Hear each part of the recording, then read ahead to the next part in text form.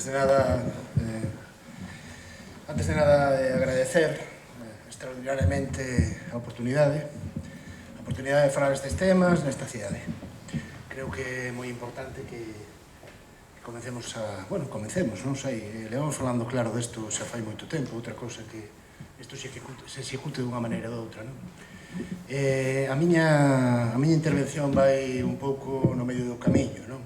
Eu creo que puntualizarei algunhas cousas respecto do que se fixo respecto ao Pazo Meirás, da Caixa Cornide, e se queredes depois no tema de debate, evidentemente non hai ningún problema, pero creo que é moito máis importante plantexar cuestións actuais, non? Estamos aquí pola lei da memoria, non esquezamos. Estamos aquí porque se aprobou unha lei de memoria fai uns poucos meses e iso nos reactiva de alguna maneira.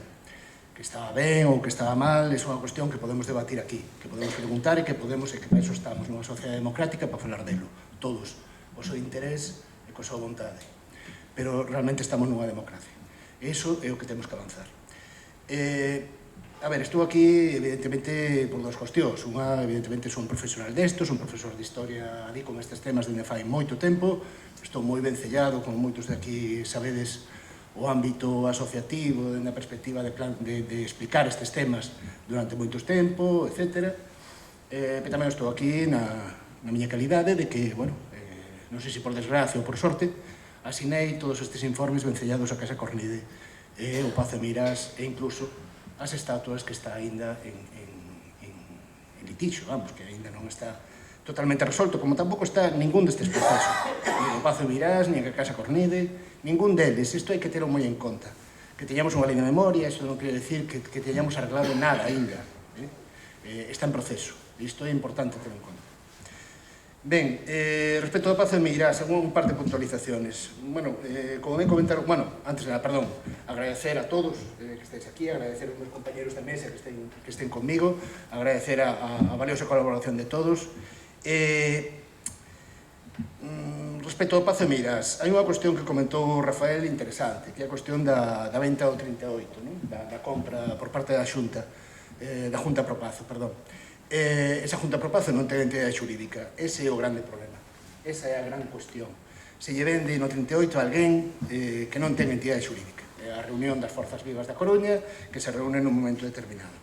Por que o quere Franco, que comentaba Alfeirán?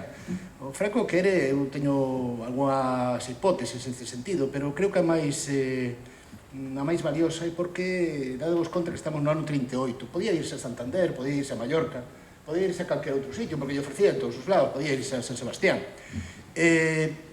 A cuestión fundamental é que, Franco é compañeiro de armas dun señor moi importante que se chama o General Cavalcanti. E o General Cavalcanti, como ben decía Alfeirán, ensina o Pazo Meirás a Alfonso XIII. Todos estes compañeros de armas de Marrocos a quen teñen como referente sempre é o rei, é Alfonso XIII. E, polo tanto, para Franco, para Carmen Polo tamén, evidentemente, comprar o Pazo Meirás no ano 38, levamos 2 anos de guerra, non levamos 40 anos de ditadura, levamos 2 anos de guerra sen acabar a guerra, por certo, significa homologarse, digamos, dentro de subir un nivel interesante dentro da súa perspectiva de aristocracia polas armas, se queredes, pero aristocracia, ao fin e ao cabo, non? E a terceira cuestión de detalle é a cuestión da sentencia, que comentaba. A sentencia do setembro do 20.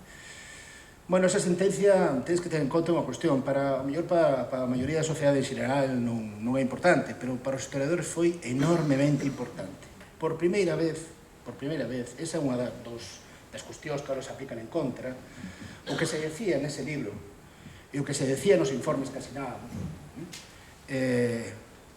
digamos que tomaba carta de verosimilitude. É dicir, os historiadores éramos a peza clave, os notarios, que sempre decimos que somos, non, realmente, os notarios, para decir que aquel pasado era así. Que o público nos entenda como tal, eso foi un salto enorme, nos felicitaron de todas partes do mundo. Evidentemente, a nivel, isto non vai trascender nos grandes medios, porque non venden os historiadores, venden os historiadores para outras cousas, pero non para isto. Pero é verdade, porque, como decía Alfeirán tamén, por primeira vez, para que vale ser historiador? Para isto. Así, claro. E iso nos fixo sentir enormemente orgullosos. Creo que isto é un avance na propia concepción da ciudadanía e da cultura política deste país. Creo que é importante para todos que continuemos este camiño, non porque nos toque a nós que somos historiadores, sino porque todos os científicos sociales teñen algo que aportar. A ciencia ten moito que aportar neste país, pero os científicos sociales tamén. Tamén somos ciencia, tamén traballamos con método científico e tamén temos algo que aportar e sabedes que en algún momento funciona isto. Pero por onde quero ir, fundamentalmente, non me quero estender moito, porque todos temos un problema aquí, todos os profesores, que a incontinencia verbal, así, o temos asumido por todos. O que quero decir desde o principio é que isto é un material moi sensible. Isto sabemos todos. Pero é un material moi sensible por moitas cousas, pero tamén para o futuro desta democracia. Creo que eu do que viño falar é de presente, non de pasado. Cando os historiadores, a maioría dos historiadores, que traballamos profesionalmente sobre isto, non traballamos para saber que pasou no pasado, para saber esta peza era do 75, do 76, non, é para entender o presente, é para intervir no presente. Máis prova que isto non é máis. É un tema moi relevante, pero un material moi sensible, hai que ter moito cuidado con isto. Isto é preparar as novas xeracións do futuro democrático deste país, preparar a nova democracia deste país. Se queremos conservar a democracia, temos que prepararlas. É un tema relevante. Primeiro, agora explicado dun xeito en plan manual, parece que a ditadura remata coa morte de Franco e de repente cambiou todo, transmutou todo, de repente nos convertimos todos en demócratas, non? Bueno, pois non foi así. Non hai un punto cero. Non hai un punto cero, non vou estar aquí por cuestión de culpabilidades, que non é o meu caso, nin somos xuíces. Volvo a insistir, os historiadores non somos xuíces. Pero non hai un punto cero de inicio da democracia. A democracia se fai no presente, no día a día. Non se fai co pasado que xa está feito. Hai que construíla día a día, e avanzala, e modulala. Ese é o propósito da democracia. O punto cero non é a morte de Franco. Non existe un punto cero. Isto non se chamou ruptura, chamouse transición. Transición. Non hai moitas que pasen da ditadura á democracia, pero chamouse transición, e, por tanto, hai unha parte da oposición, pero tamén hai unha parte do réxime, que hai que modulalo, encalzalo, etc. E é un enorme período de incertidume. Pisaban charcos todos aqueles que vivían nos anos 77, 78, 79, poden decir a xente que viviu aqueles anos. Pisaban charcos, non sabían onde se metían na maior parte dos casos. E iso é unha realidade. Foi unha realidade. Pode volver a sela. Pode volver a sela. Por lo tanto, non quero decir que se repita cíclicamente, nin para nada, non? Os contextos son moi distintos, pero isto é así. E, por lo tanto, non hai un punto cero en que morre Franco, e, por lo tanto, o que quero dicir con isto? Que hai sesgos da ditadura que continuaron, algúns máis ou menos tempo, e que continúan. Vimos de onde vimos, non vimos de ningún outro lado, non vimos dunha sociedade creada a partir da derrota do fascismo na Segunda Guerra Mundial, creada na cultura do antifascismo, como Alemania, como decía Rafael, ou Italia, ou... Non vimos de aí, vimos dunha ditadura de 40 anos. E, por lo tanto, tivemos unha transición, non unha ruptura. E isto hai que ter en conta, moi en conta. É verdade que falta... Viño falar de presente. A Lei 20, 2022, a famosa Lei de Memoria, que se chama hoxe en día, que, por certo, ninguna delas, non sei se isto, creo que non, pero ninguna delas se chama Lei de Memoria. Sempre chamamos Lei de Memoria. Por qué? É unha lei de reparación, outra é lei de... Por que non vamos aos termos xurídicos?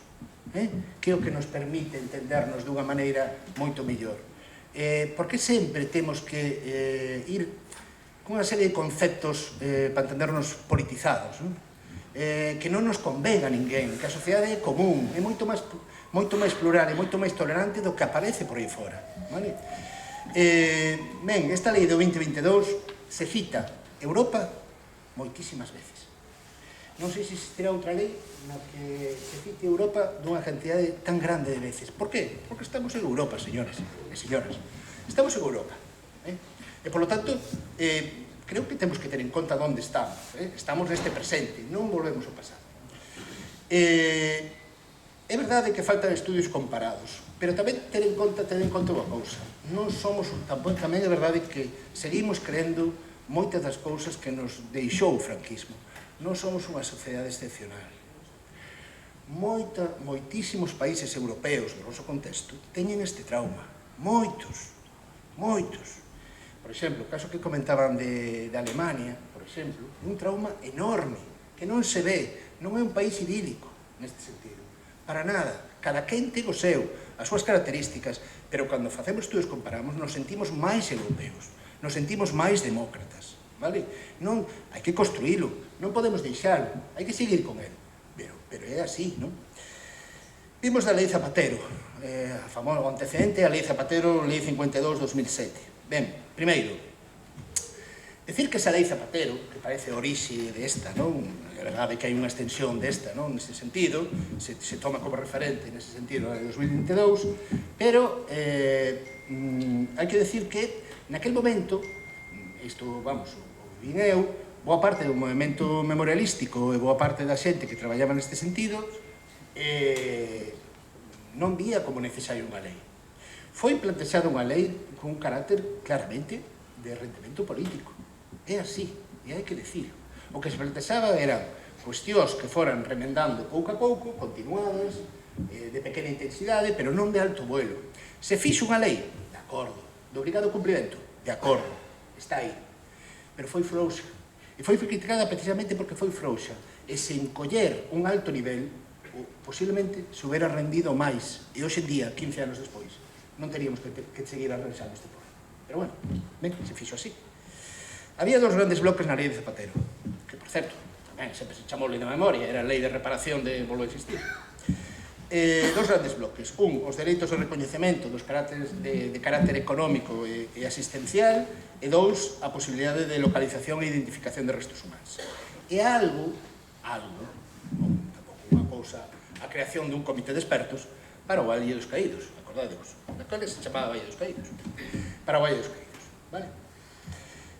Esa resolución, como sabedes, dese comité se fixo xusto no remate do goberno Zapatero, prácticamente sen posibilidade de aplicación.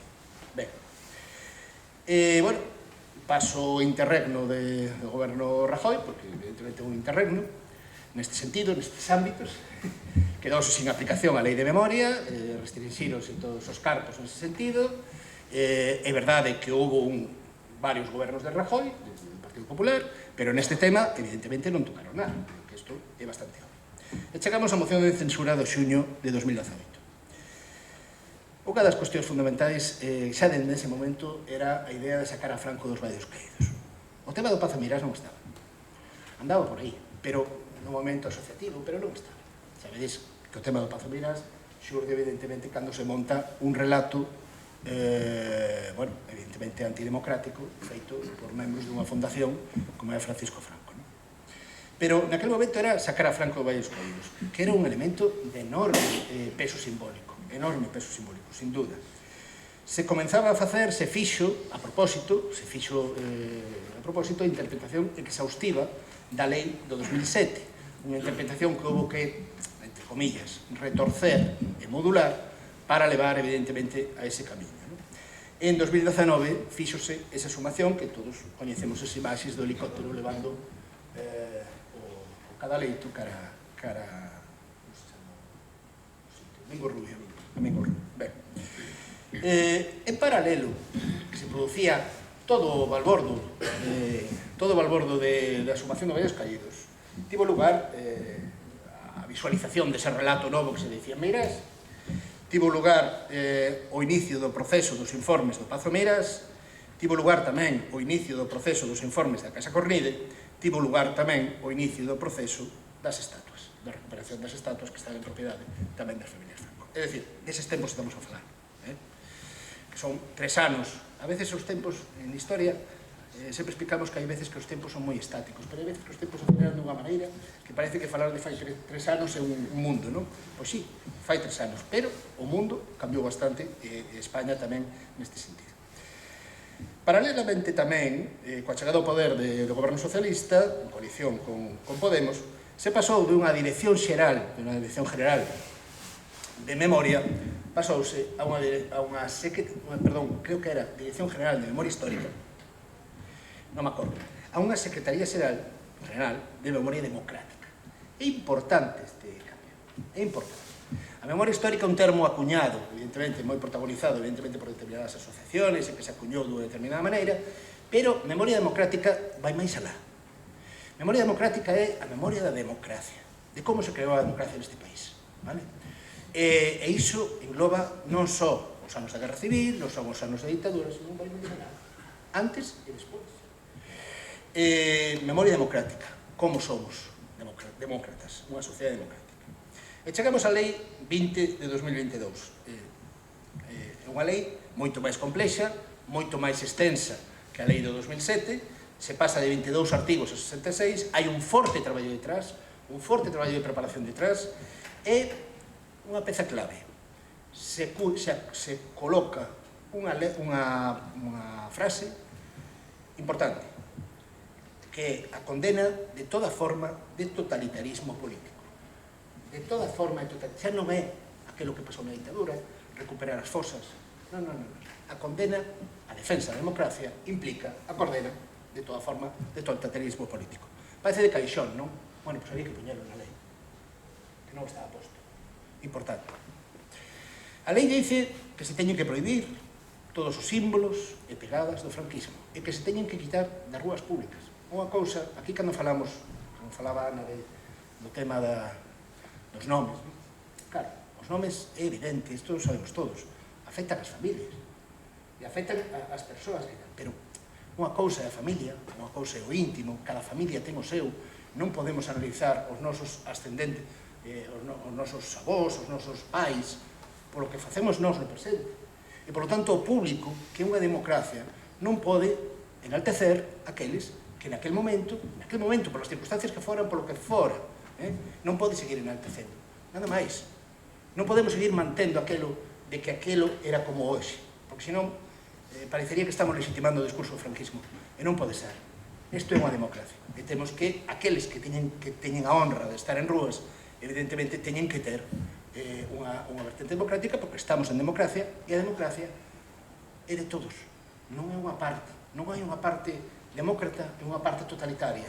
Iso é mentira. A parte totalitaria vai contra todos os demócratas, esa en de esquerda ou de dereita. Esa é a clave, esa é a liña roja. Ben, dice prohibición de símbolos e pegadas do franquismo e dice desaparición de calquer vestixo público de ditadura. Nesa lei se falou moito, se incluiu moito nesa lei do que agora se chama cuelgamuros.